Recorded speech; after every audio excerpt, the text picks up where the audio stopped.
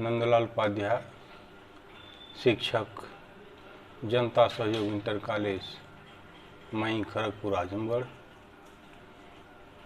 आज मैं अंग्रेजी पढ़ने वाले छात्रों को use of some special words,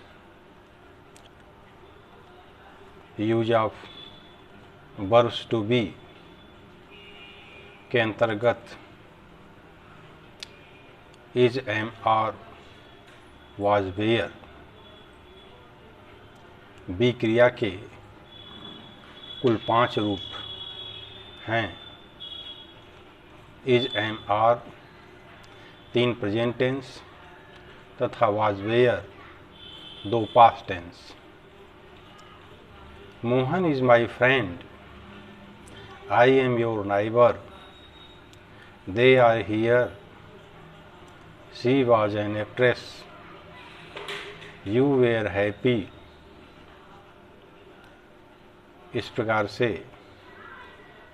इन वाक्यों में हम देखते हैं कि is, are, am, was, were का प्रयोग किया गया है।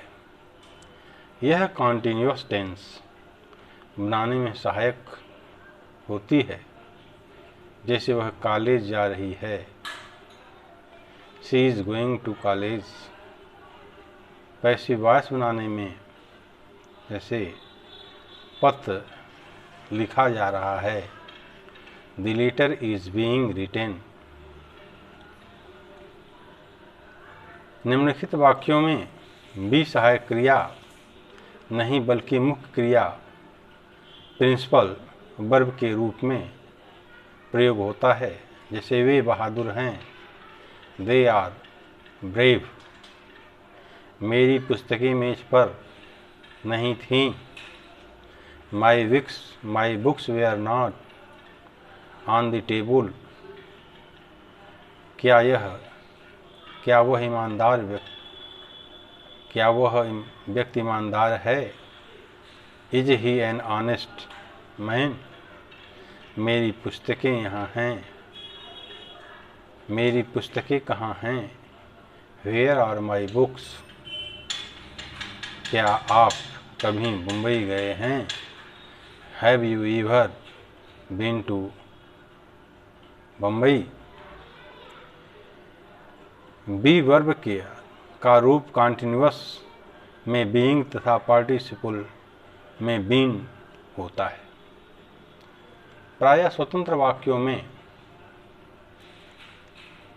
इन बी क्रियाओं का प्रयोग किया जाता है। जहाँ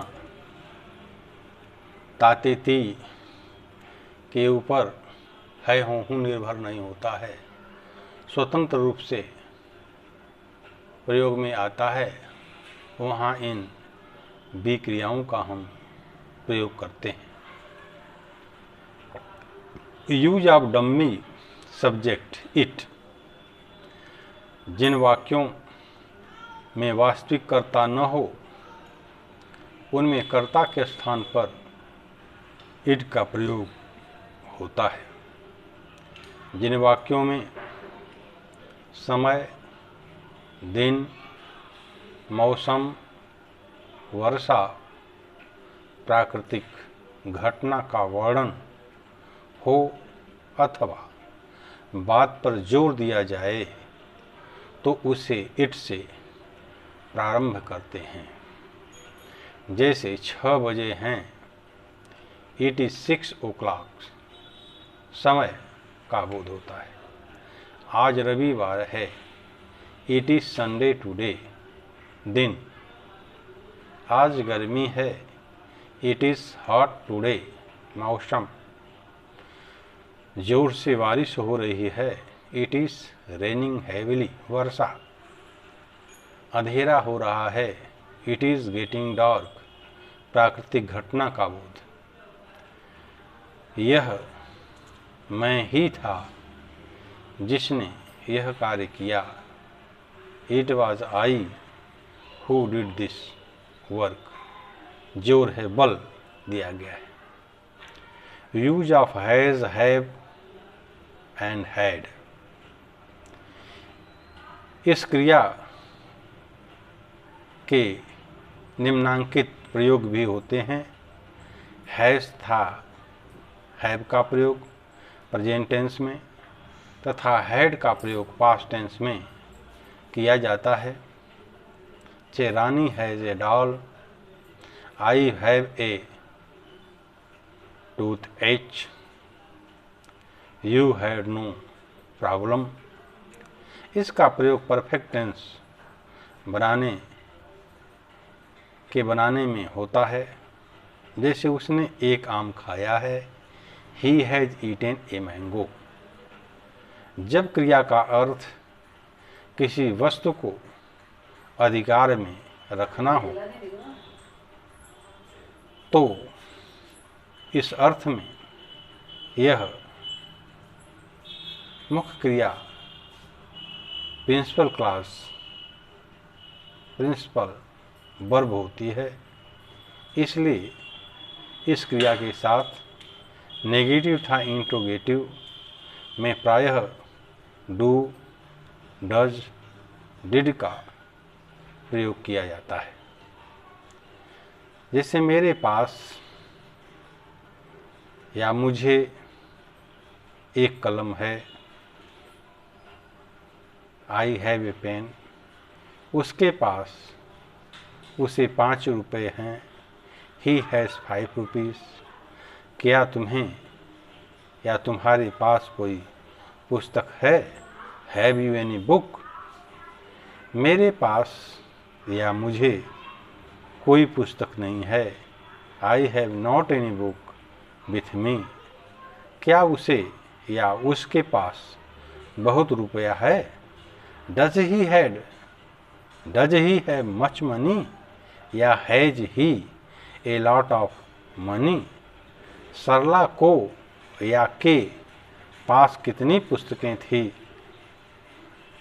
सरला को या के पास किसकी पुस्तक थी, whose book had Sarla.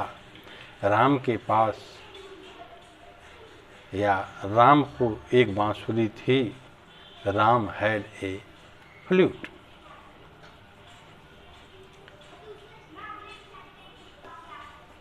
Use of the introductory there.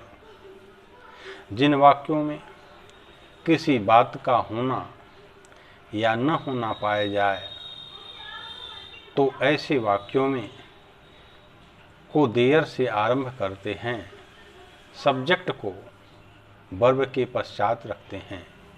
इनमें देयर का कोई अर्थ नहीं होता है। देयर के बाद बहुधा is are am was were का प्रयोग होता है। कभी देयर के साथ विल बी, शैल बी तथा सिंपल पास्ट टेंस का भी प्रयोग किया जाता है। जैसे कक्षा में 50 छात्र हैं, there are 50 student in the class. क्या कक्षा में कोई लड़का नहीं है, is there no boy in the class. क्या खिलाड़ी मैदान में थे, were there players in the field. एक बार कोई निर्दयी राजा था, once there was a cruel king. तुम्हारी जेब में कोई कलम क्यों नहीं है, why is there no pen in your pocket. गांव में एक वृद्ध व्यक्ति रहता था, there lived a old man in a village. Hall में कोई भी सभा नहीं होगी, there will be no meeting in the hall. Use of have plus to infinitive. कुछ मुख्य क्रिया के पहले प्रेजेंट टेंस में has to, have to, past tense में हैड टू, फ्यूचर टेंस में विल हैव टू या शैल हैव टू लगा देते हैं। जैसे has to go, have to go, जाना पड़ता है या जाना है, हैड टू गो, जाना पड़ा, शैल हैव टू गो, जाना पड़ेगा।